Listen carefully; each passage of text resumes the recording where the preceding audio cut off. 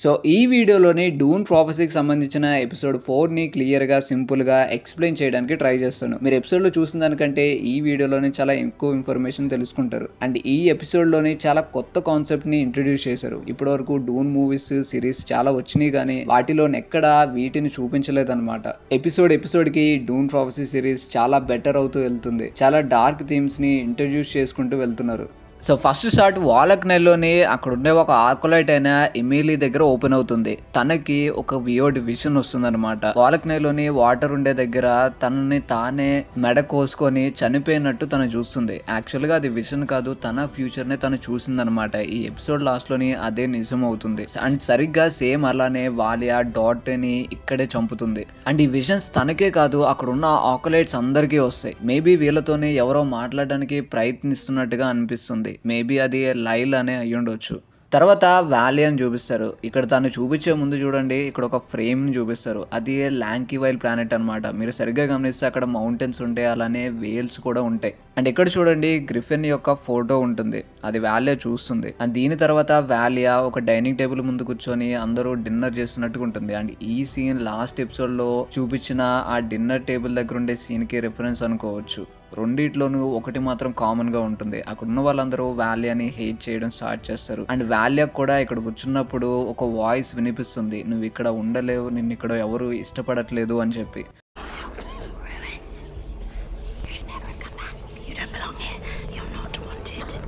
కానీ ఇప్పుడున్న వాలియా ఇక్కడ చాలా తెలివిగా బిహేవ్ చేస్తుంది. తనకి ఏం కావాలో కోరుకుంటూనే ప్రెసెంట్ హౌస్ ఆర్గనోన్కి హెడ్ అయిన బ్యారోన్కి ఏం కావాలో ఇస్తుందన్నమాట. ఇన్నాళ్ళుగా తను హౌస్ మీద కోపంతో ట్రూత్ సేయర్ని వాళ్ళు ఎన్నిసార్లు అడిగినా సరే పంపించదు. ఈసారి స్వయంగా తనే హౌస్ ఆర్గనోన్కి ట్రూత్ సేయర్గా పనిచేస్తానంటుంది. నెక్స్ట్ టైం ఎంపరర్ కౌన్సిల్ దగ్గరికి వెళ్ళేటప్పుడు తనతో పాటు వాలియా కూడా అక్కడికి వస్తాను అంటుంది. వాలియా ఇలా ఎందుకు చేస్తుందో రాబర్ట్ బెరాథన్ కనిపెట్టగలడు. కానీ బ్యారోన్కి ఏం కావాలంటే అందరి ముందు రెస్పెక్ట్ కావాలి. సో అది మాత్రమే తను ఆలోచిస్తాడు. అండ్ వాలియా తెలివిగా బ్యారోన్ని మ్యానిపులేట్ చేస్తుంది. తర్వాత ఎంపరర్ డెస్మండ్ హార్ట్తో కలిసి లంచ్ చేస్తూ ఉంటారనమాట. స్వయంగా తనని తన ఫ్యామిలీకి కలుపుకున్నట్టు అనిపిస్తుంది. కానీ ఇది మాత్రం ప్రిన్సెస్ నెస్కి నచ్చదనమాట. తను ఒక హంతకుడిగానే చూస్తుంది. డెస్మండ్ హార్ట్ వాళ్ళతో కలిసి భోజనం చేయడం తనకి నచ్చదు. జావికో తనని కన్విన్స్ చేయడానికి ట్రై చేసినా సరే నెస్ వినదనమాట. అక్కడి నుంచి వెళ్ళిపోతుంది. తనతో పాటు తన బ్రదర్ అయిన కాన్స్టెంటిన్ కూడా వెళ్ళాలి అనుకుంటాడు. కానీ జావికో తెలివిగా కంట్రోల్ చేస్తాడు. ఇలాంటిది వాలియా ఫ్యామిలీలో ఉండదు. వాలియా వెళ్ళిపోతుంటే తన వెనకాలే గ్రిఫిన్ కూడా వెళ్ళిపోతాడు. తన మదర్ మాట వినడనమాట. ఒకవేళ వినుంటే గ్రిఫిన్ ఇంకా బతికే ఉండేవాడేమో. ఇంకా వాలక్నైల్లోని ఎమిలీకి వచ్చిన డ్రీమ్స్ గురించి మదర్ తూలతోనే మాట్లాడుతుందన్నమాట. తనతో పాటు జెన్ కూడా ఉంటుంది. ఎమిలీకి వచ్చిన డ్రీమ్స్ గురించి తూలతో చెప్తున్నప్పుడు తూల అది నార్మల్ గానే రియాక్ట్ అవుతుంది. తర్వాత ఎమిలీకి ఒక డౌట్ వస్తుంది అనమాట. డోటే డెత్ గురించి ఏం జరిగిందా అని చెప్పి నిజం తెలుసుకోవడానికి ట్రై చేస్తుంది. తూల మాటల్లోని ట్రూత్ ఎంత ఉందో తెలుసుకోవడానికి ట్రై చేస్తుంది. కానీ తూల ఇక్కడ చాలా తెలివిగా బిహేవ్ చేస్తుంది. తన ట్రూత్ ఎంత యూజ్ చేస్తుందని కనిపెట్టి తెలివిగా అక్కడి నుంచి పంపించేస్తుంది. బట్ ఇక్కడ నెజ్ తను ఒక్కడానికే కాదు, ఉన్న ఇక్కడ ఆకులైట్స్ అందరికి ఆ డ్రీమ్స్ వస్తున్నాయి అని అంటుంది, ఒక్క జెన్ కి తప్ప. సో అప్పుడు తూలాకి బల్బ్ వెలుగుతుంది. సో దీన్ని సీరియస్ గా తీసుకోవాలి అనుకుంటుంది. తర్వాత డూన్ లో ఉన్న గ్రేట్ హౌసెస్ అని సలూసా సెకండ్ డేస్కి వస్తాయి అనమాట. నెక్స్ట్ షాట్ లోని ఎంపరర్ డెస్మండ్ హార్ట్ తో మాట్లాడడానికి వెళ్తాడు. ఇక్కడ డెస్మండ్ హార్ట్ చేసేదాన్ని ఎంపరర్ చూసి ఒక లుక్ ఇస్తాడనమాట. దాని అర్థం డెస్మండ్ హార్ట్ చేతిలో ఉన్నది బెనీ జెసరెట్ బుక్, అది కాషా బుక్ అనమాట. దాన్ని డెస్మండ్ హార్ట్ చింపి కాల్ చేస్తూ ఉంటాడు. యాక్చువల్ గా అప్పట్లోని బుక్స్ అనేవి మేబీ వాల్యుబుల్ థింగ్స్ అయి ఉండొచ్చు. ఎంత వాల్యుబుల్ అయినా సరే ఎంపరర్ ఎఫర్ట్ చేయగలడు. అయినా సరే దాని విలువ డెస్మండ్ కి అర్థం కావట్లేదని చెప్పి మేబీ ఇక్కడ ఎంపరర్ అనుకుని ఉండొచ్చు. అండ్ దీనితో పాటు ఇంకొక విషయం కూడా క్లియర్ గా ఎస్టాబ్లిష్ అవుతుంది. డెస్మండ్ హార్ట్ కి బెనీ జెసరెట్ అంటే ఇష్టం లేదని చెప్పి. కేవలం వాళ్ళే కాదు, వాళ్ళ థింగ్స్ కూడా ఇష్టం లేదు. సో ఇక్కడ ఎంపరర్ వచ్చిన తర్వాత డెస్మండ్ హార్ట్ లో మాట్లాడిన తర్వాత డెస్మండ్ హార్ట్ ఎంపరర్ కోసం ఏదన్నా చేయడానికి రెడీగా ఉంటాడు. కానీ ఇంకా జావికో అతన్ని ఆపడానికే ట్రై చేస్తున్నాడు. తర్వాత కేరెన్ అట్రైడీస్ సీక్రెట్ గా ఒక బాంబ్ ని తయారు చేస్తాడు అనమాట. ఇది యాక్చువల్ గా తయారు చేసింది ఎక్సియన్స్ అని చెప్తారు. వీళ్ళని డూన్ యూనివర్సల్ లోని హై టెక్నాలజీకి సంబంధించిన మిషన్స్ ని తయారు చేస్తూ ఉంటారు. హౌస్ రిచేజెస్ కూడా వీళ్ళకి సంబంధించిన వాళ్ళే అని అంటారు.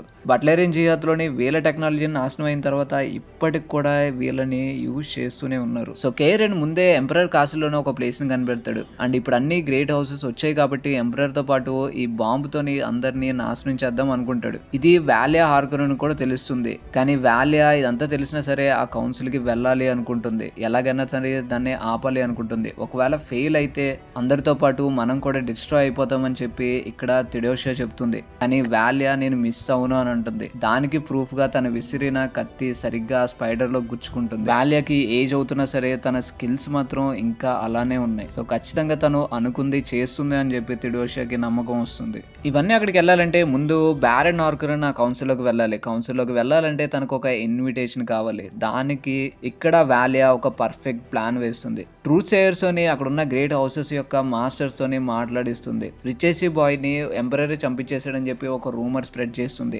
ఎంపరర్ ముందు ఈ టాపిక్ ని తీసుకురావడానికి ఏ హౌస్ కి ధైర్యం ఉండదన్నమాట. ఏ హౌస్ దాన్ని రిస్క్ చెయ్యాలి అనుకోదు. అండ్ ఆ బాధ్యత హౌస్ హార్కన్ కి ఇద్దామని చెప్పి డిసైడ్ అవుతారు. ఎందుకంటే వీళ్ళని ఆల్రెడీ ఎక్సైల్ చేసి ఉన్నారు. అలానే హౌస్ హార్కన్ ఆ పని చేయడానికి రెడీగా ఉన్నారు. సో బ్యారన్ హార్కన్ ని కౌన్సిల్లోకి పిలవడానికి వాళ్ళ దగ్గరికి వెళ్తారనమాట. తర్వాత వాలక్ నైల్లోని ఒక ఇంట్రెస్టింగ్ సీన్ వస్తుంది. ఆకులైట్స్ అందరికీ డ్రీమ్స్ వస్తున్నాయి కాబట్టి దాని సంగతి ఏంటో చూద్దామని చెప్పి తూలా ఒక ప్లాన్ వేస్తుంది అనమాట. వాళ్ళందరి బాడీలోకి స్పైస్ని పంపిస్తుంది. ఈ స్పైస్ని మనం ఎలా కావాలన్నా వాడుకోవచ్చు. దీని గురించి మనం ఒక క్లియర్గా ఇంకొక వీడియోలోనే మాట్లాడుకుందాం. సో ఆ స్పైస్ని తిన్న తర్వాత వాళ్ళ బాడీలోని కొత్త పవర్స్ అవేకన్ అవుతాయి. వాళ్ళ మైండ్లోని ఏం డ్రీమ్స్ వచ్చినాయో వాటిని ఒక పేపర్ మీద గీయమంటుంది. తూలా వాయిస్ని అందరినీ ఫాలో అవ్వమంటుంది. వీళ్ళందరూ తూలా చెప్పినట్టే చేస్తారు. కానీ ఒక్క అమ్మాయి మాత్రం బయట నిల్చుంటుంది. తను జెన్. ఎందుకంటే ఈ డ్రీమ్స్ తనకి రాలేదు కాబట్టి తను బయట ఉంటుంది అనమాట. వీళ్ళందరూ ఒక్కోటి గీసినా సరే లాస్ట్కి వచ్చేసరికి అందరూ ఒక్కటే బొమ్మను గీస్తారు. అందులోని బ్లాక్ కలర్ లోని బ్లూ ఐస్ గ్లో అవుతూ ఉంటాయి. ఈ గ్లో అవుతున్న బ్లూ ఐస్ దాదాపుగా 2 ఎపిసోడ్ నుంచి కనిపిస్తూనే వస్తుంది. సిరీస్ ఇంట్రోలో కూడా వీటిని చూపించారు. ఇవి గ్లో అవుతున్నాయి కాబట్టి మేబీ ఇది ఒక థింకింగ్ మిషన్ అయి ఉండొచ్చు. బట్లేరియన్ జీవితంలోని ఔనమస్ అని చెప్పి ఒక పవర్ఫుల్ క్యారెక్టర్ ఉంటుంది. మేబీ అది కూడా అయి ఉండొచ్చు. ఏదేమైనా సరే ఇది చూసిన తర్వాత తోలాకి చాలా భయం వేస్తుంది. ఇది మంచిది కాదు అని అనిపిస్తుంది. తర్వాత క్యాపిటల్లోని డెస్మన్ హార్ట్తో మాట్లాడడానికి క్వీన్ నటాలియా వెళ్తుంది. నటాలియాకి డెస్మన్ హార్ట్ మధ్యలోనే ఒక కామన్ పాయింట్ ఉంటుంది. అదే ఇద్దరు బెనీ జెజరెట్ని హేట్ చేస్తారు.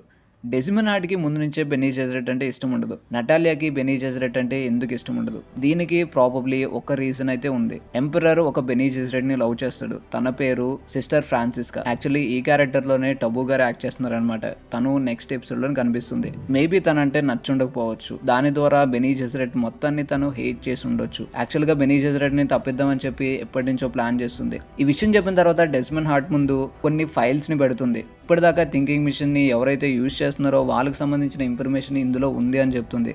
తనకి సార్థిగార్ ఆర్మీని ఇస్తుంది, కనిపెట్టమని చెప్తుంది.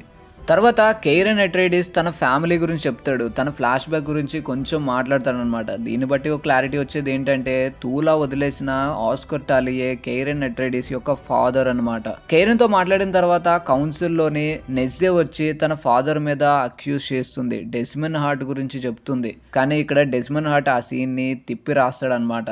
అందరి ముందు థింకింగ్ మిషన్ ని వాడుతున్నారు. సో దానివల్ల ఈ కౌన్సిల్ మొత్తాన్ని పేల్చేద్దాం అనుకున్నారని చెప్పి డెస్మన్ హార్ట్ ప్రూవ్ చేస్తాడు. ఆ ప్లాన్ లో ఉన్న వాళ్ళందరినీ తన పవర్స్ యూజ్ చేసి ఒకేసారి బర్న్ చేద్దామని ట్రై చేస్తాడు. ఇక్కడ డెస్మన్ హార్ట్ కి కూడా గాయాలు అవుతాయి అన్నమాట.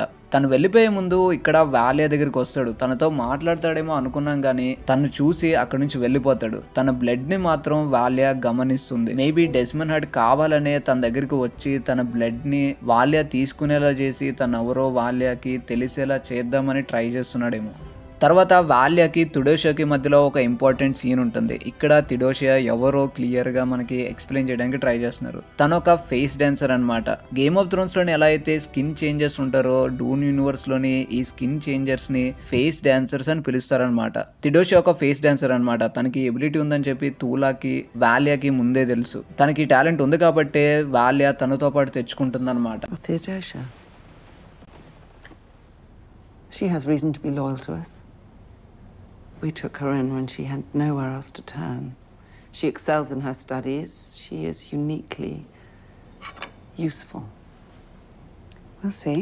ఈ ఫేస్ డాన్సర్స్ అనేవాళ్ళు వాళ్ళ స్కిన్ని ఎలా కావాలంటే అలా మార్చుకోగలరు. ఇది వాళ్ళ పవర్ కాదు. వాళ్ళ బాడీలోని తన బోన్స్ని నరాన్ని ప్రతి ఒక్కదాన్ని వాళ్ళు క్లియర్గా కంట్రోల్ చేయగలరు. దానివల్ల వాళ్ళ ఫేస్ని వాళ్ళ బాడీని వాళ్ళ వాయిస్ని కూడా మార్చుకోగలరు. ఇలాంటి ప్రక్రియని బెనీ జెజరెట్ లాంగ్వేజ్లోని ప్రాణ బిందువు అని అంటారు. వాళ్ళ బాడీని కంట్రోల్ చేయడానికి బెనీ జెసరెట్ కూడా ట్రై చేస్తుంది. బెనీ జెసరెట్ కూడా వీళ్ళలాగా కొన్ని ఎబిలిటీస్ ఉంటాయి, బట్ వీళ్ళు చాలా క్లియర్ గా నిజంగా వాళ్ళ బాడీలో ఏదో ఒక పవర్ ఉన్నట్టు చేస్తారనమాట. నిజానికి వాళ్ళకి ఉన్న ఎబిలిటీ అది. ఈ ఫేస్ డాన్సర్స్ అనే వాళ్ళు ఎక్కువగా ఫీమేల్స్ ఎవరు ఉండరు అనమాట, ఎక్కువగా మెన్సే ఉంటారు. ఫీమేల్ జాతిని చూసి చాలా కాలం అయిపోయింది.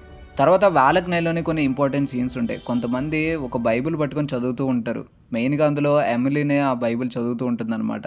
ఇది యాక్చువల్గా డోట్టేది. మేబీ డోట్టేని ఇంకా నమ్మే వాళ్ళు ఈ సిస్టర్హుడ్లో ఉన్నారనమాట. ఇంకా జెన్ ఏమో వాళ్ళు గీసిన పిక్చర్స్ని గమనిస్తూ ఉంటుంది. తూలా ఏమో డంజన్స్లో ఉన్న లైలాని చూడడానికి వెళ్తుంది. తర్వాత అక్కడికి ఎమిలీన్ వస్తుంది. ఆ ఏని చూసిన తర్వాత ఎమిలీన్కి అర్థమవుతుంది డోట్టేని వీళ్ళే చంపేసి ఉంటారు అని చెప్పి. ఇది అందరికీ తెలిసేలా చేస్తానని చెప్పి అక్కడి నుంచి వెళ్ళడానికి ట్రై చేస్తుంది, కానీ తూలా తన్ని చంపేస్తుంది. తర్వాత లైలా లెగుస్తుంది అనమాట.